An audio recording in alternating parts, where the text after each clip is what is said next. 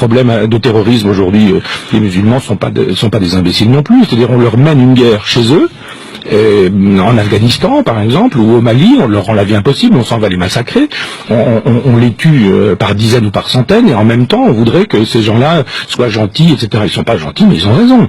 Autant je suis sur une lutte athée, en disant que l'islam ne me convient pas, autant l'islam est dangereux, mais autant je trouve que sur le terrain politique, il n'y a aucune raison pour qu'on aille faire la loi chez les autres. Pourquoi est-ce qu'on fait la loi chez Kadhafi, par exemple? Pourquoi est-ce qu'on fait la loi au Mali, et pourquoi est-ce qu'on la fait pas au Pakistan? Pourquoi est-ce qu'on la fait pas au Qatar? Pourquoi est-ce qu'on la fait pas à Cuba? Ou pourquoi est-ce qu'on la fait pas en Chine?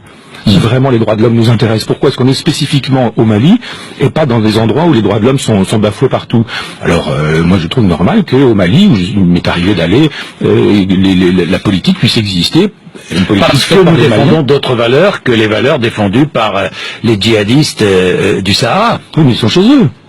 Et on va pas faire la loi chez les musulmans, enfin dans les pays musulmans, que les musulmans fassent leur loi. Pourquoi est-ce qu'on n'intervient pas en Israël? Pourquoi il faut arrêter de vouloir faire la politique coloniale qui est la nôtre dans des pays sous prétexte que ce soit les droits de l'homme qui nous animeraient. Ce sont pas les droits de l'homme qui animent Hollande.